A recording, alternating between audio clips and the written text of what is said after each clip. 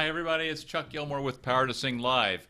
This is Power to Sing Live number 154, the 154th episode. And welcome. Today we're going to talk about singing expectations versus reality. And particularly, I want to talk about an aspect of that regarding vocal exercises and the effect on our singing. How are you doing? I want to just welcome you today. This should be a really interesting discussion that we're going to have.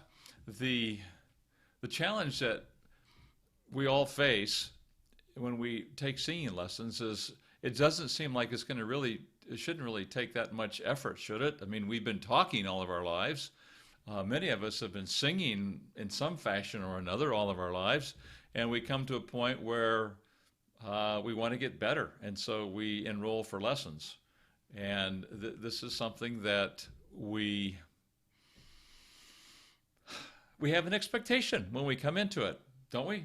Don't you? Haven't you had an expectation? I'm really curious what your expectation is, or what was your expectation when you began taking singing lessons at whatever age. I took my first lessons when I was, I'm thinking I had my driver's license, because I don't remember my parents taking me, maybe except for the first time, but so I had to be around 16, 15 or 16, started taking voice lessons, and I think my expectation was that I would become a better singer and I'd be good enough to get the leading role in the school play. That's what I wanted. Hey Bear, 001, hello. Just let me know if you're hearing okay, or if you can't hear or see me. I just would like to adjust that if there's a problem. So, what have been your expectations? Have you ever taken a voice lesson? Maybe I should ask the question, since we're online and many of you are doing lessons online, or you're doing research, and you're following different vocal coaches online, and so you do their exercises or you follow their advice. What is your expectation? Let's just put it in terms of how long do you think it should take you in order to achieve your goal? To sing really fantastic, or to get the leading role, or to win an audition, or to be able to go do an open mic someplace, open mic night, to front the band, to get to sing backup in a band, to get a job singing backup in a studio, to go on tour with a touring artist, to be the artist, to be the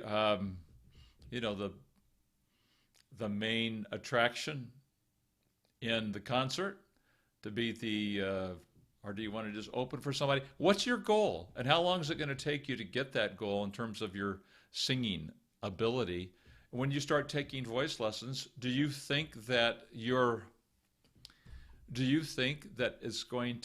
long do you think it's going to take? Give me a number in terms of how many months? Bear 001 says, first of all, it sounds great. Thank you. I've actually never taken a voice lesson with a coach. I live in Algeria. Singing lessons are not very common. Most famous singers here are just natural-born singers. As far as you know, Bear 001, maybe they've taken lessons before, or maybe they've studied with their parent or an uncle or an aunt or something. I've always wondered about that, and you see the great singers out there. Did they ever have any voice lessons? And sometimes I think we might be surprised to find out that they did. They did study, and maybe it's just a matter of not to really become a good singer, but to maintain their voice, to maintain or to stay healthy vocally.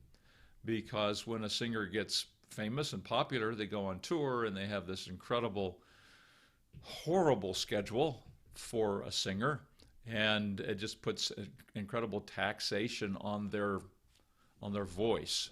And so many start studying just to maintain their career, or to tweak something, or to fight the aging process, all those different things. But there are a few out there, I know, I'm quite sure that there are a few who've never had a lesson and never will. They just haven't ever needed it. And there are some who probably really need it and should have a lesson. What's the expectation? Jose Garcia, I've been taking lessons for a little over a year, have improved, but still not very happy with my tone. Pitch is definitely better. Okay, so Jose, what was your expectation when you started? How long did you think it would take to get good, or to, whatever your goal has been? How long do you think it did you go in with kind of an expectation? I've had goals with different teachers through the years, and but by the time I was an adult and taking lessons, I think I think my expectations matured a little bit. Marco, hi. Nice to have you here today. I'm interested in what you're saying. My vocal progress is very tangible at this point, and vocal lessons did a lot for it. I still feel very far from how I want to sound, but it's encouraging to feel difference in my voice, very rewarding. And that's a really great point. Like if you're going to do a workout regimen, let's say, and you want to lose 15 pounds and you want to get into good shape and so forth, as soon as you see the scale start to drop a little bit, you get a pound or 2 or 3, and oh, it's so encouraging. It's kind of like that, a pound of vocal improvement, so to speak. And we see something in our voices that maybe we'd never experienced before, or we feel it, or we hear it, or we experience that in our voices, and it gives us such encouragement. And then you start to realize that, oh, there's really, there's some progress to be made here, and it's very exciting. Thanks, Margot. I appreciate your comment very much. Bear 001, my goal is basically to be a good singer. I don't want to amaze people. I just want people to think, that guy has a really nice voice. Okay, yeah, that's fair enough. We all want to be don't we want to be complimented on our voices? I do musical theater, and I've had plenty of experiences where I'd go out and greet the audience, and or post the show. After the show, somebody had seen me and they'd say, "Hey, gosh, really like your voice," and it's just like it's all worth it. Every cent that you've spent on your lessons is like, yeah, wow, that's a good feeling. Hey, Carla Diaz, nice to have you here. For me, it's a work in progress. Well, listen, Carla, it is for me too, and probably for all of us. I remember a story Pavarotti told, and I think he was telling this when he was a young man. He went to see someone, a famous singer. Someone probably knows the story, and you can fill in the exact details.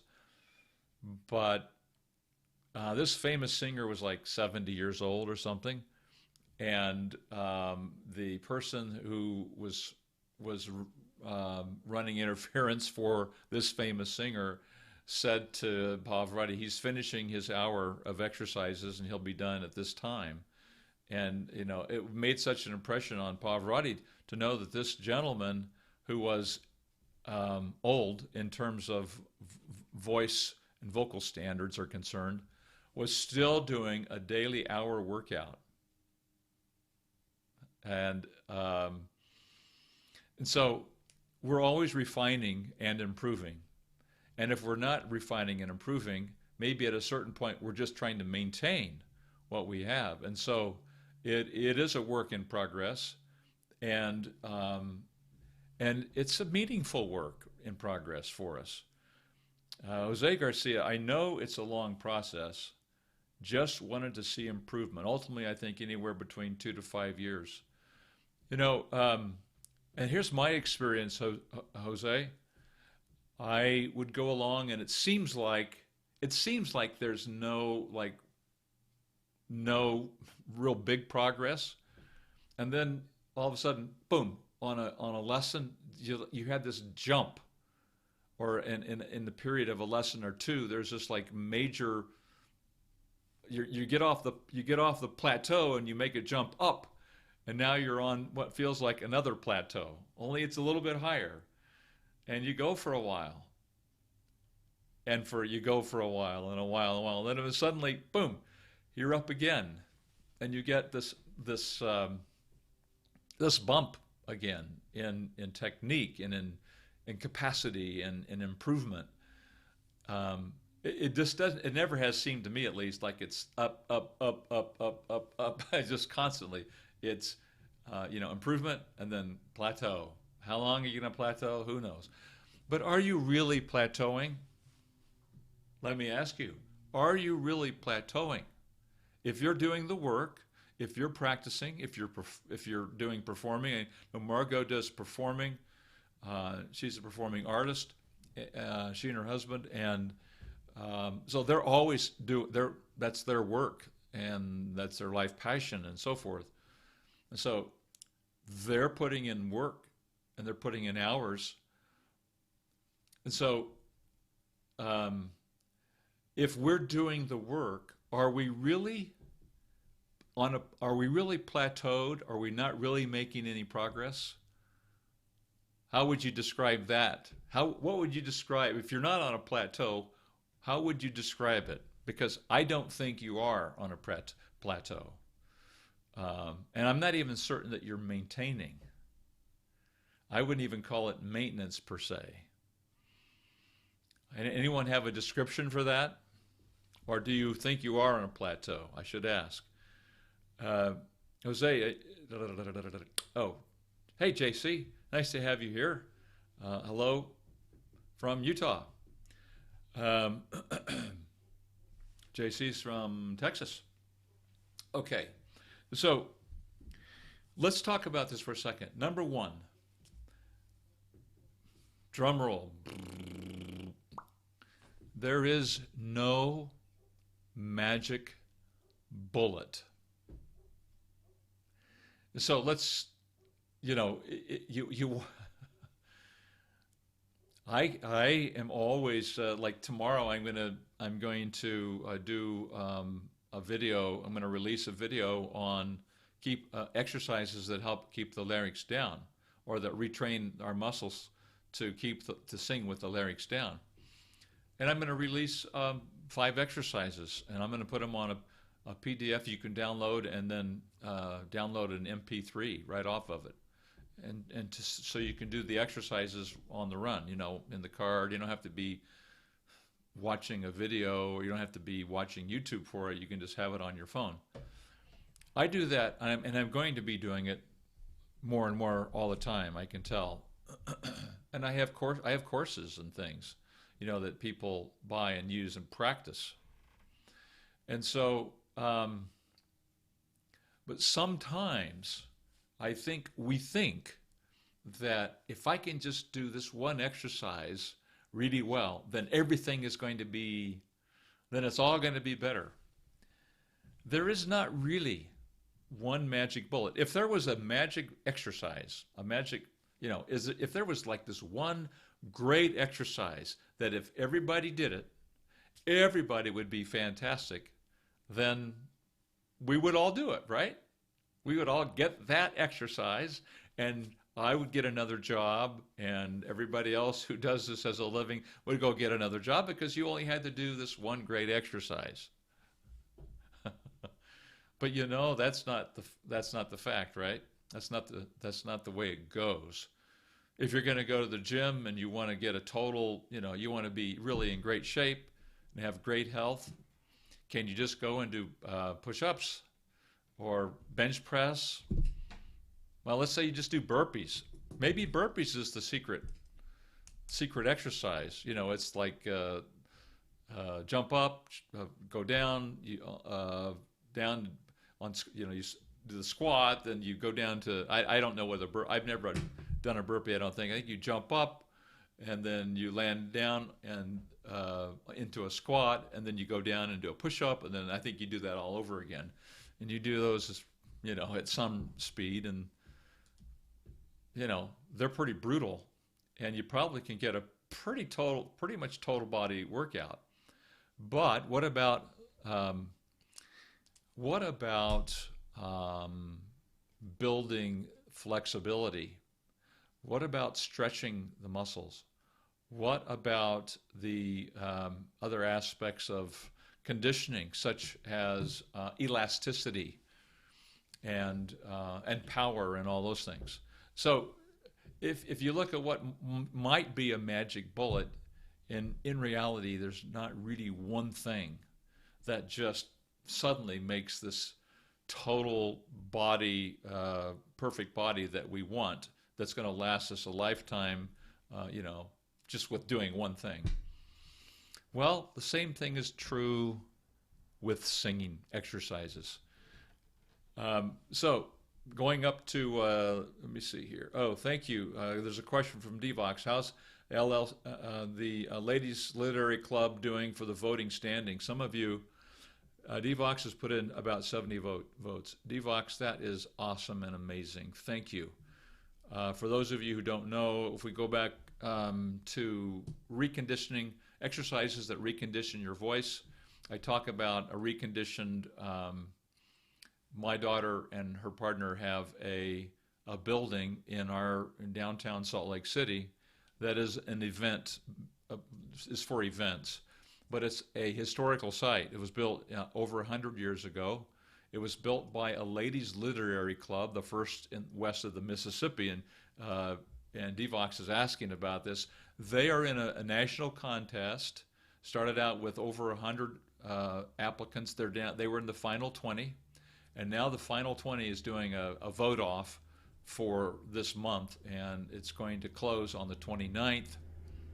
And if they can be in the top 10, the National Geographic, in partnership with American Express, are going to pay all the top 10 finalists $150,000 to contribute toward repair on and they're all historic buildings, and they're all basically dealing with women's issues, or coming from like YMCA or whatever. Well, this was built by the first women's literary club west of the Mississippi in the United States.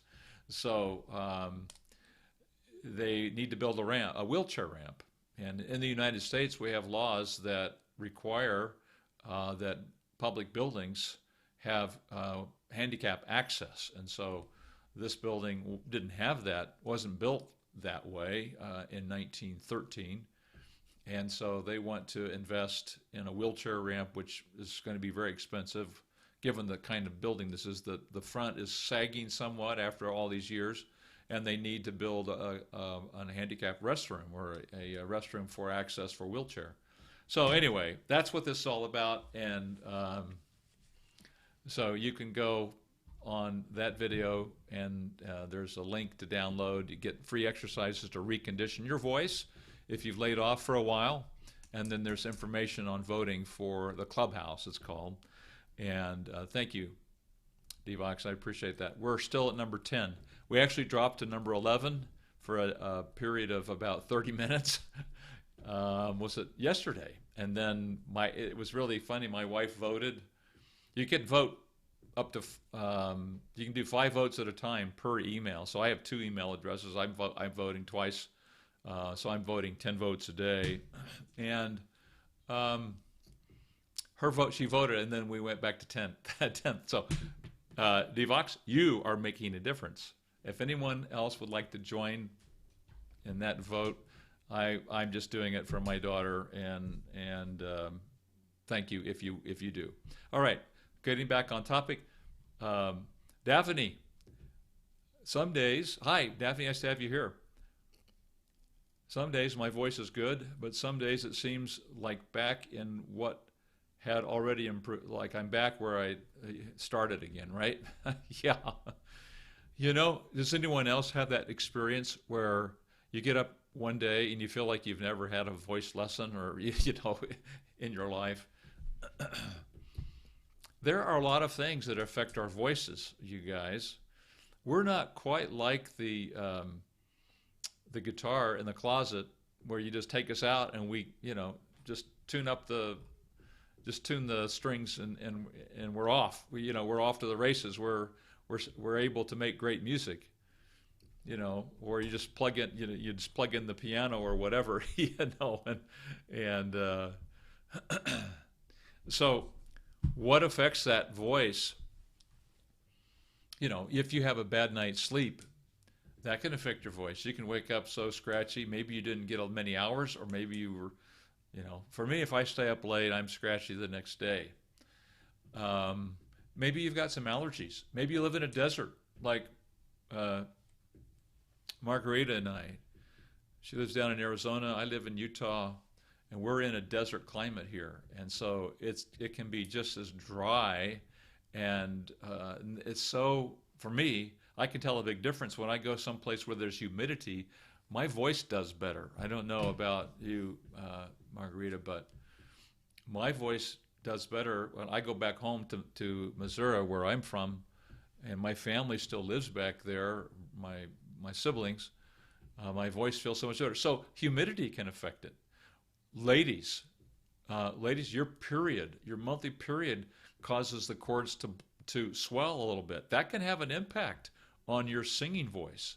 So you kind of want to you have to figure out your body a little bit, and you have to figure out what impacts you. For me, it's really sometimes as simple as, if I notice this when I eat sushi and I eat some of that green wasabi, from that wasabi that you put on some sushi and pop that in. It's like green horseradish. Just like, well, in a little while, I can actually feel my vocal cords feel kind of not good. I mean, it's a little bit like a dry edge or something. They just don't function as well. So I have to be careful with that if I'm going to go sing. Maybe you've discovered certain things about your voice. So again, some of our expectations are affected by the health of our voices. And so this is a really great comment that Daphne makes here, is that can have an impact on your brain, because you feel like you're just moving right along, and all of a sudden you have this setback, and maybe it's something. Maybe you've got an allergy. Maybe you've got a little acid reflux going. Maybe you get a little sick. All those things can affect us, and so that's another thing that can throw us off of our expectation.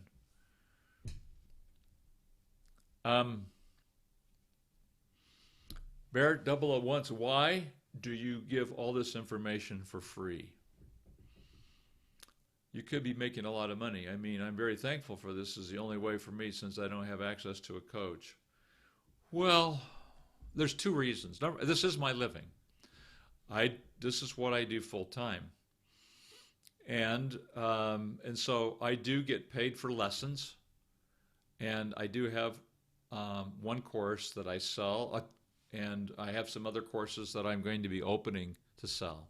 Like I have a vibrato course that I've sold, that I opened and closed, and then I've got to reopen it.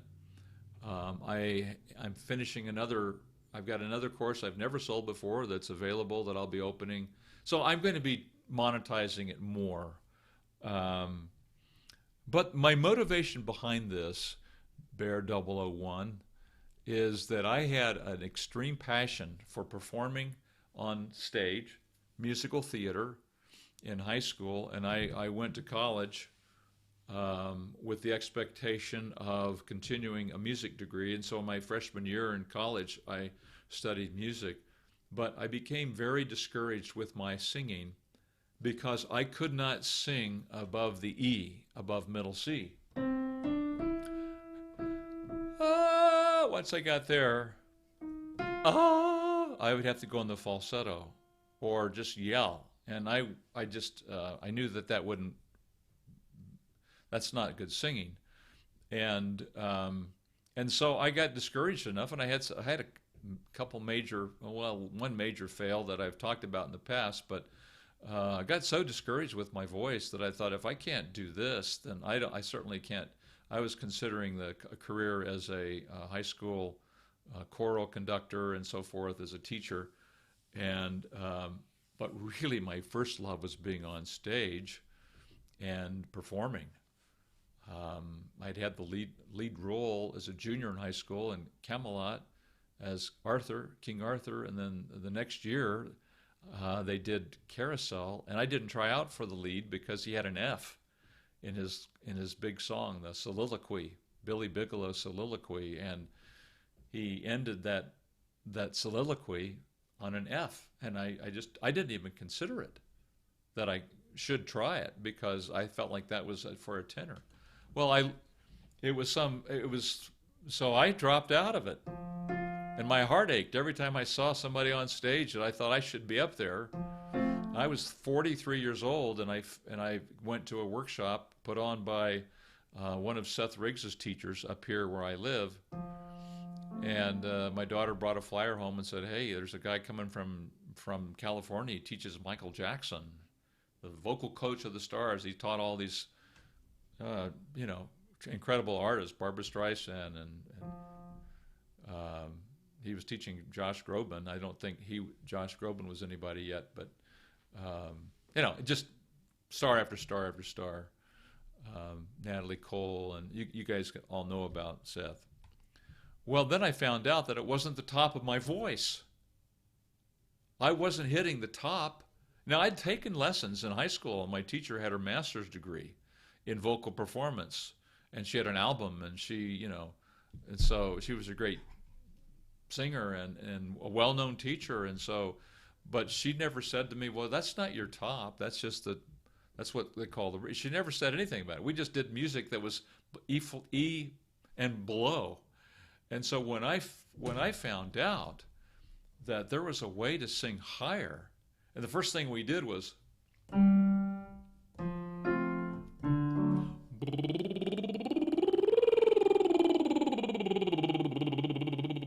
wow, I realized that something happened. I didn't crack or break, and I could feel that tone went up into my head. And then back down again, and I was kind of like taken back by that. I had never really experienced. I had experienced one other way, and I had discovered that I could say, "Hey, hey," and I could inflect that sound up into my head, but I didn't know what to do with it. I couldn't sing with that, and I just, I'd go. I was going to high school soccer games and watch my daughters play, and I didn't want to yell because it would hurt my voice, and I didn't like that feeling, and so I'd kind of played with some things that I could like yell but not yell, and I kind of discovered that. But eventually, I found out that I could sing. I could sing.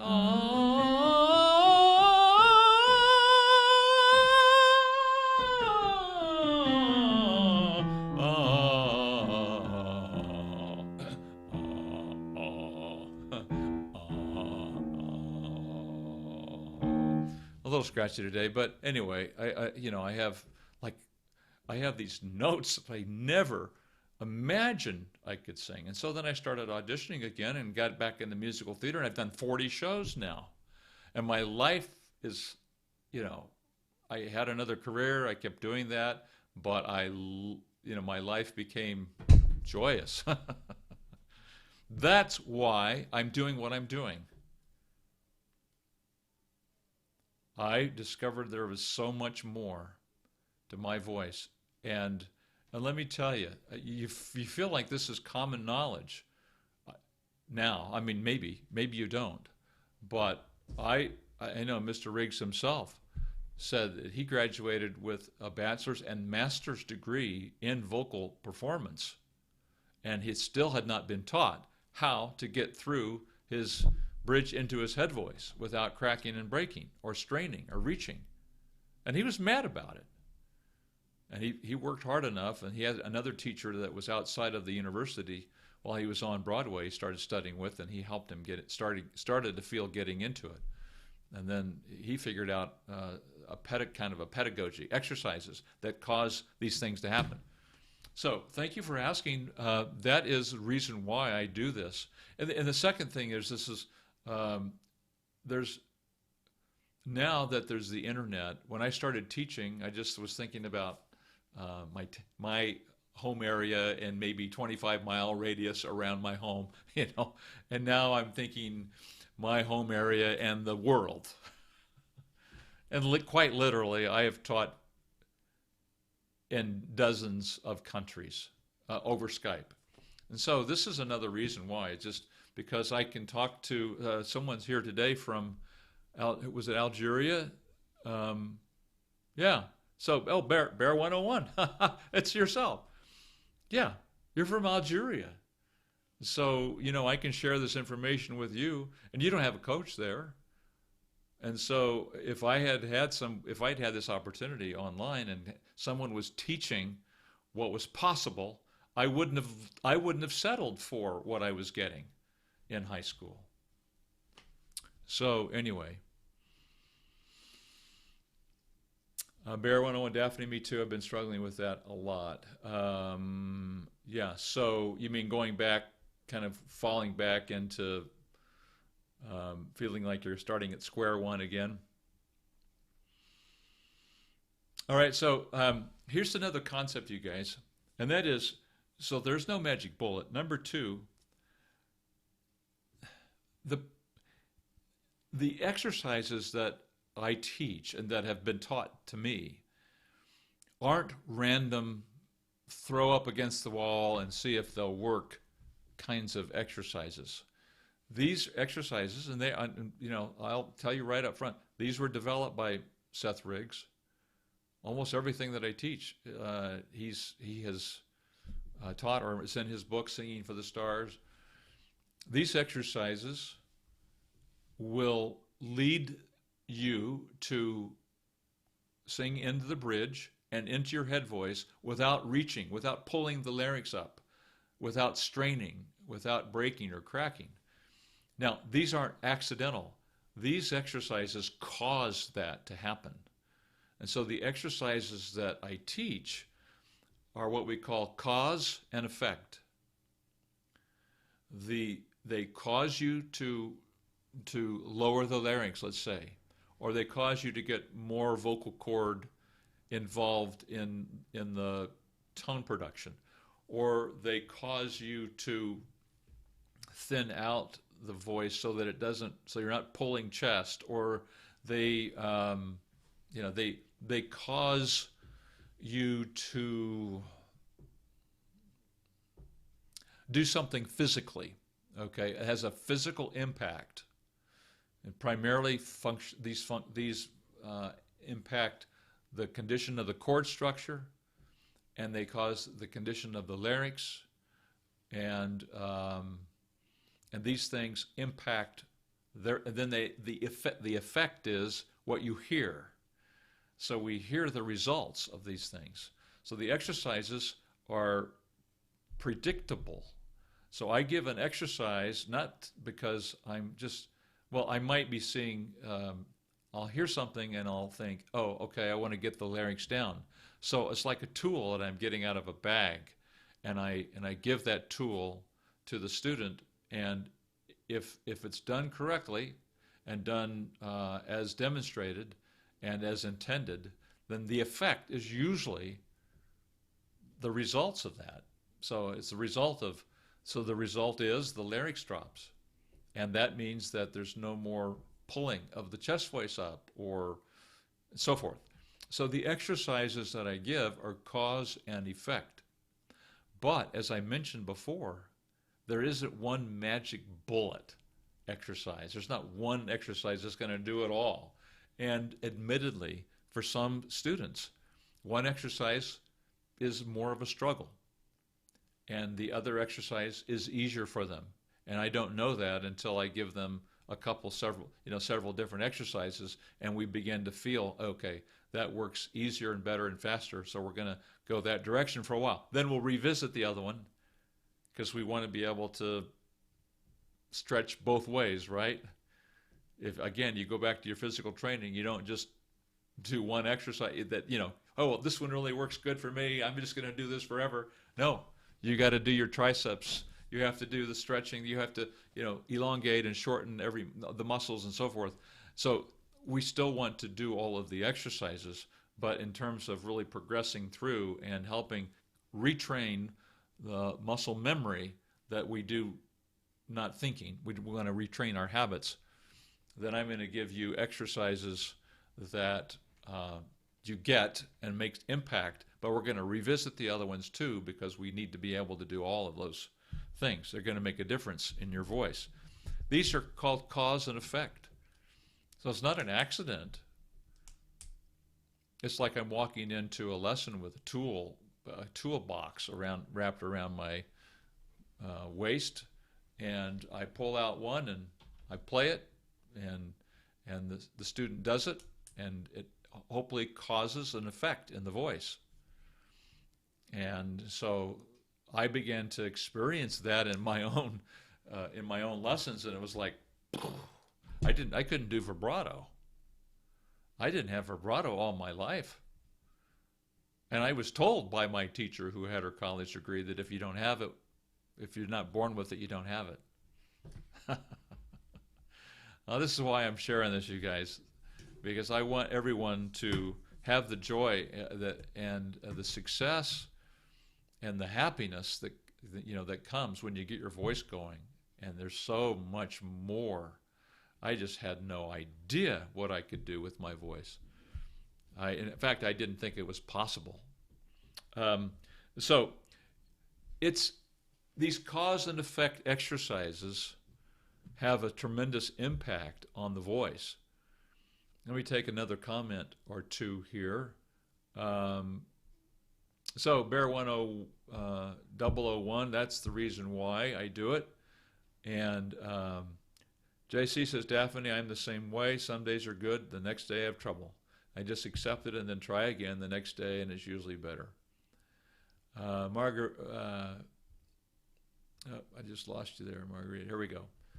Margarita Messenger says, I feel like it could be 2 steps forward and 1 step back. Sometimes it seems like nothing works. It's good to have a teacher to keep on track. There's no secret or magic knowledge. There is just work. Thank you, Margarita. That comes from a professional, and I very much respect your insight. Daphne, up JC, up Bear 101, 001. 001 says, I don't live in the U.S., so I can't vote. Sorry. That's all right. Devox, Bear, at Bear 101, you guys are talking, and that's awesome. I don't live in the U.S. either. I don't think you have to vote to be. You don't have to be to vote to help this cause. Thanks, Devox. I don't know, but I didn't know you were out of the country. Or maybe I knew and I've forgotten. But it is online, and it kind of depends. Some countries have some restrictions on the internet, and so it may be that there's a restriction. I should give you guys the link in case you're interested. It's I don't have it memorized here, but if you go to the reconditioning the voice after a layoff, it's just a video or 2 back. It's me and my daughter are on it, and I'm doing the video from an old historic building in Salt Lake. Okay. My confidence always takes a hit when I'm recording myself singing. Hey, Jose, the first time I did a recording, I got it was a makeshift booth we had, and I got my earphone on and one kind of off the ear so I could hear myself, and then the other on over so I could hear the music, and I do the song, and then we'd go back and listen to it, and oh my gosh, I couldn't believe it. All the different places where it was, I was slightly under pitch or over pitch, or I didn't cut, it was just like, really? Really? I know what you mean. And look, those of you who've done recordings, anyone have similar experience?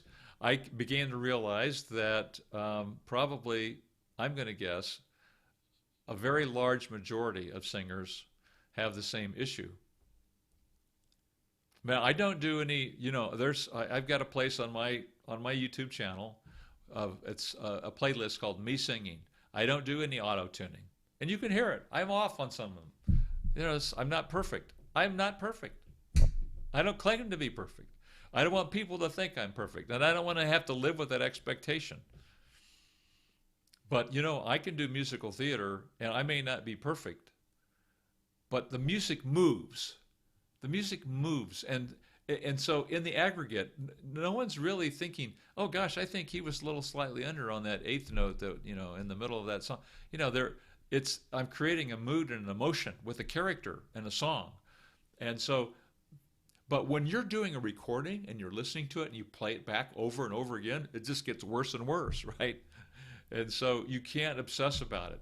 You have to record it, re-record it, do a couple takes, and let them take the best take, and they'll tweak it a little bit. Especially if they're adding your voice to is there a larger song or there's a choir singing behind her or whatever, they'll do some tweaking. That's their job, and that's fine. But you don't really want to rely on. You want to get to the point where you. So I'm just saying that I don't rely on auto tuning, and I can do very well in a live setting.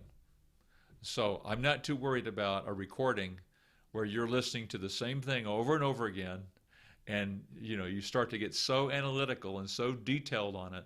I don't know. I'd be curious, Margarita, what you say about you guys just submitted a recording of your own for your agent. How was your experience with your recording? Let me know. Probably you're better than me, and probably you didn't experience any issues with, I'm curious about it though. Anybody else have experience similar to Jose's and mine? Daniel, hi. No, I'm late. I totally forgot to stream it tonight. Had a horrible day. Howdy, everyone. Daniel, sorry you had a horrible day. Glad you're here. Thanks, Steve Ox. Check it out. Very nice of you guys to do that. Hussein, yes, this is what I need to hear. I'm constantly having problems, so it's frustrating every time I get my voice where I need it. Something kicks me down again, and I haven't recorded anything in 2 years. Yeah, so guys, be kind to yourself. Give yourself a little bit of grace. I have a feeling there's not many people who are perfect, and even the perfect ones probably aren't happy with their recording. Number 3. Here's the truth of the matter. The truth of the matter is the vocal exercises, the impact is, the effect of the vocal exercises is you have to take them as an aggregate. As I mentioned, there's not one that's a magic bullet, but if you take them all, and I can't speak for other teachers, I'm sorry, but in my experience with my exercises that I use and that have been used on my voice over a period of, now it's been 22 years. 22?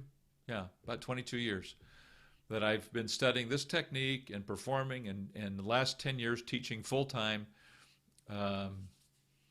It's an aggregate, and they layer over each other. It's an exercise upon an exercise, an experience layered upon an experience, a vocal, some vocal feedback layered upon feedback in your nervous system and so forth. It's old habits dropping off and new habits coming on, and so it's an aggregate experience. Think about what happens when you go to the gym to get in shape. It's not only weightlifting, but it is isometrics, or it's stretching, or it's getting adequate rest. It's getting a better diet. It's getting uh, better hydration. I mean, all of those things, it's an aggregate when we're dealing with the physical body, and is very much the same when you're dealing with those vocal cords. Because it's not just exercises, is it? Isn't it other things too, like a performance, experience, time in front of an audience? It's about where your head's at, the psychology. All of those things affect our singing and our performances. And the exercises are, it's the impact, the positive impact is an aggregate. It's a combination of many exercises. And it's a combination of some time and experience with them. That's the reality. Expectations, singing expectations versus reality. The reality is it's an aggregate experience. And we'd have to say, it's not just the exercises too. It has to be, it's also our psychology as a singer. It's our experience. It's our performing. It's time doing it. It's making some mistakes. I've made mistakes. I've flubbed words on stage in front of an audience. You know? But the world kept turning. It didn't stop. I didn't die. They even clapped, after my song was over. So, things happen. Things happen. It happens to the best. I've got videos on my channel where, John Lennon forgot the lyrics and Idina Menzel forgot her lyrics, and so it happens, right? So all of these experiences contribute to our singing. All right, so let me take some questions here. I'm pretty much done with my topic. It's an aggregate of these exercises that cause positive, good things to happen in your voice, and the expectation that we have that it's going to be a quick fix, that it's just going to happen overnight, or there's going to be a magic bullet. I'm going to go in and I'm going to get this secret exercise, and man, I'm just going to be perfect after that. That's just not reality. It seems like it should be easier, right? It's a very exciting thing, though. I love it. Is there anything more personal than your voice? That's another thing that makes it harder for us. It's very personal. If you feel quite exposed. So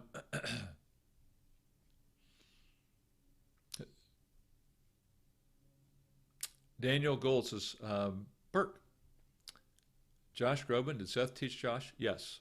I always wanted to sing like Josh. Yeah.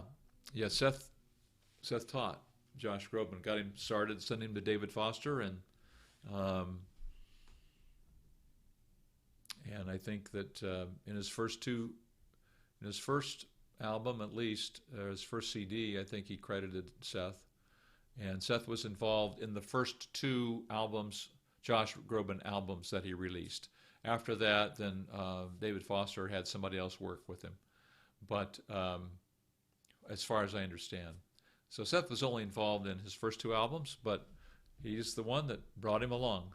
Devok says, really looking forward to the exercises to keep the larynx down, Chuck. I struggle with that when singing live and need to lock into muscle memory to not keep damaging my cords.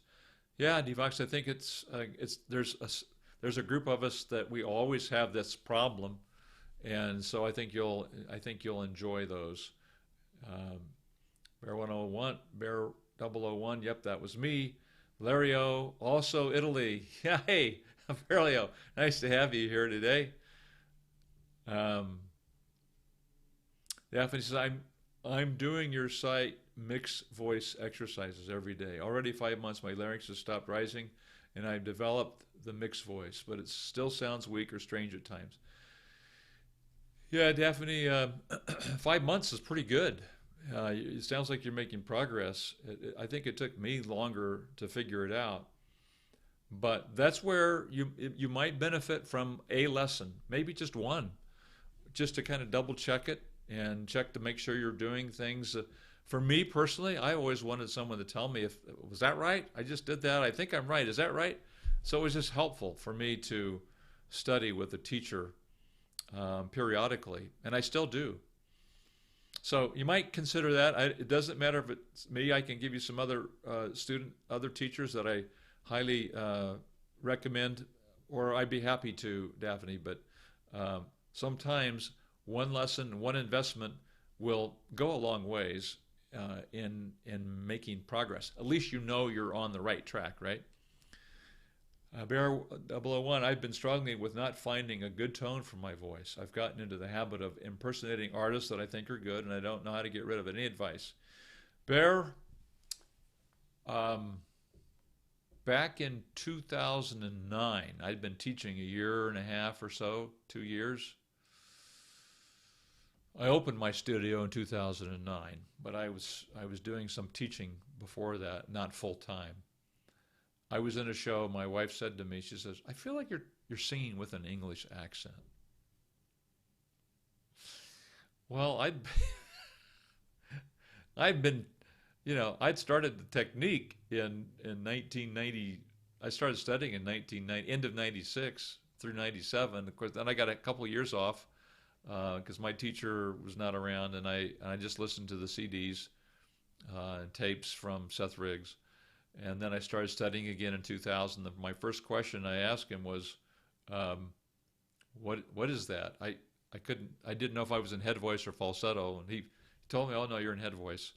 So, but that was like 10 years later or something, 96, 97, yeah. So like, I don't know how many years anyway. 2009, I still had some of this stuff hanging on, old habits. My singing wasn't completely uncluttered. It was still somewhat manufactured. And but if you're aware of it, that's the first step, right? So I just keep after it. You'll get it. Sometimes we do things because something is not working. Like the lyrics are still coming up, and so we react, and so we do something else to try and correct it. So you got to be aware, try and be aware of what's the cause of the problem. Is it just an old habit, or are you really having trouble on the F4, or the F sharp 4, or the G4, or whatever? And if you are, is that the lyrics coming up? And so you just have to go back to the exercises that will help correct it. Daphne, thank you very much. Daniel said, "I don't really understand vibrato. I was introduced to it with Pink Floyd and picked it up instantly. I thought it was just something to do. I didn't know some struggled with it." Yeah, Daniel, I couldn't do it till I was 44. And yeah, just some people, it just doesn't. I think I could, it felt manufactured, and I didn't feel like that was right. And I didn't realize that if I stuck with it, I could, get it to sound like it was, that I was born with it.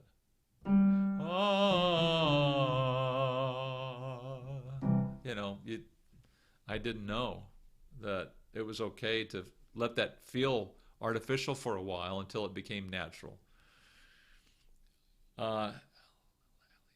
Eliza? Eliza. Hi, Eliza. I always try to record myself, and it's like my voice gets stuck and shaky. Keep working at it. You'll get it. I think it's a good idea to record yourself, but don't be hard on yourself, because I didn't like the sound of my voice for like the first 10 years. I just thought I thought I should sound different or better or something. Yoa,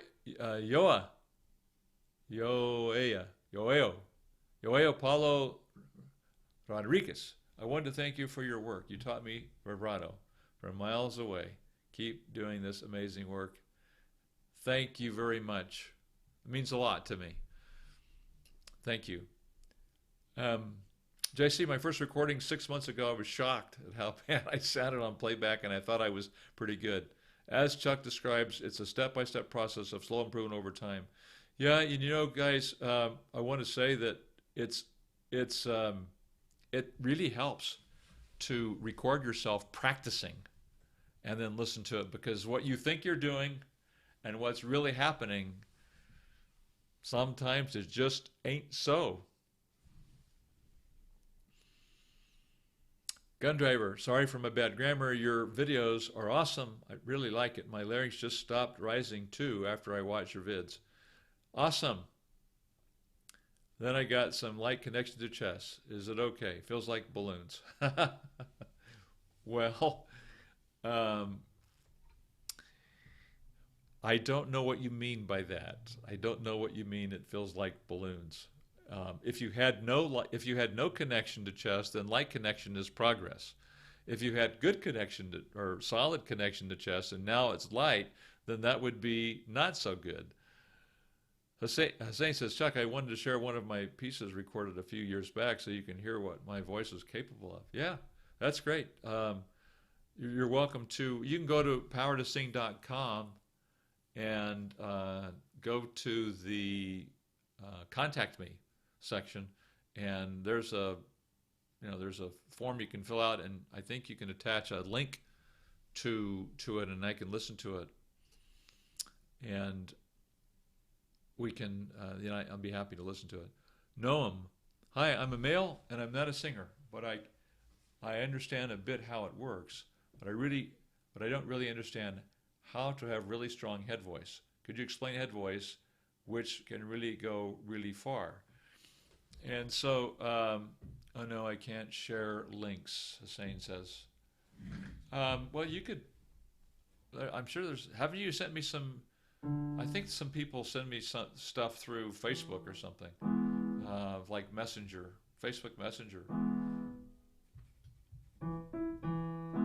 You might be able to put it on like Facebook Power to Sing's Facebook page, put it in or I think you can just direct message me on Facebook.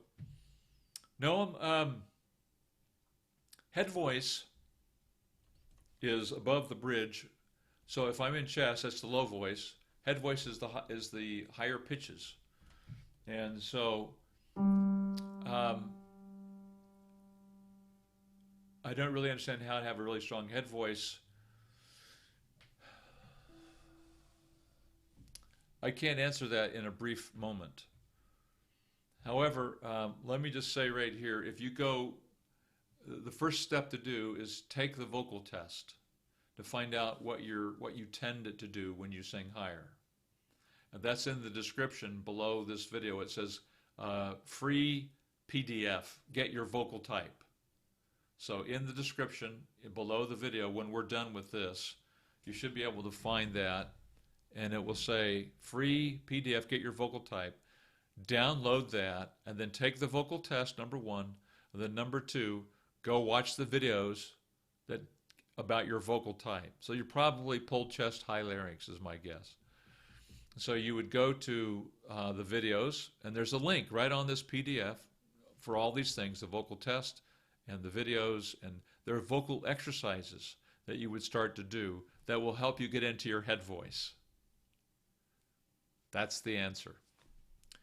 Hussein says, no, I can't share links. Okay. If you go to sound, someone says, let me see. Oh gosh, we got a lot of, let me see here. I got a bunch of these to blast through here. I'm going to let you guys kind of chat over with that.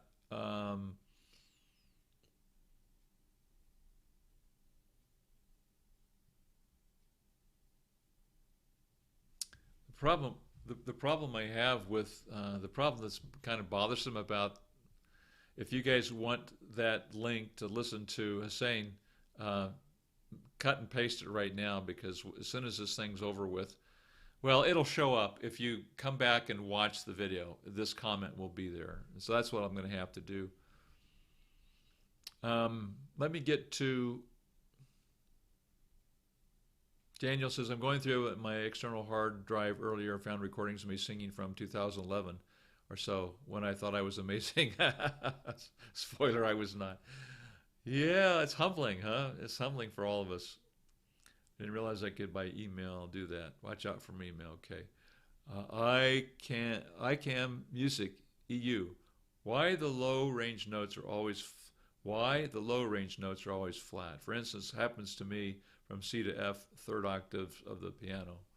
You know, I don't know in your situation. For me, my low ranges don't seem to be always flat. So that's an interesting question, and I don't have a good answer for you. Um, Sorry, I don't know what to say other than there must be something going on with the vocal cords or the larynx. Those would be the first two things I would want to check, but the C to the F, third octave. Okay, so are you a female singer? ICAM Music EU. Um, I have seen it with female singers. Gabriel, hi. Diogenes, you need create a course with subtitles in Spanish and Portuguese. All the world needs to know you. Well, you know, maybe someday I will create these courses in Spanish and Portuguese. The only problem is I couldn't give you very good customer service. Stereo Mirror, hey, nice to have you here today. Stereo Mirror Boxa, haven't seen you for a while. Nice to have you here. Some teachers say that it's useful to stretch up the chest voice in order to get good mixed voice. Is there any use in that? Okay, ICAM Music EU is male. So I don't know. I don't have a good answer for you. I'd have to listen to your voice, and maybe I could, detect something there that would help me understand it. No, stereo mirror. Yeah, it's just pulled up chest, and there's not a lot of benefit in it.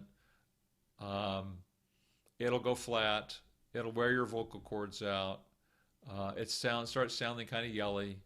The vowel of the word usually splats or kind of gets distorted. And there are plenty of singers who've done that for some period of time and have ended up having to stop singing or having surgery on their vocal cords. And so I don't think it's a good idea. JC's wondering about breast support, low notes, and so forth.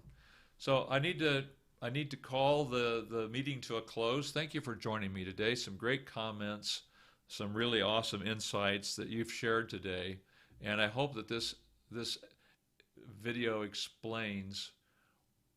helps us all of us understand the reality versus the expectation of singing.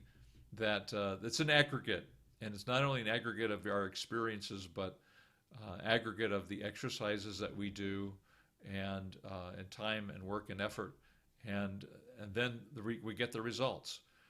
And it pretty much obeys the law of the harvest. You plant the seed and you spend time in the garden, and over a period of time you have not only a beautiful garden, but maybe a great awesome mighty oak that's now grown into a spectacular voice. But it usually takes that much time to do that. There are some exceptions, but not usually.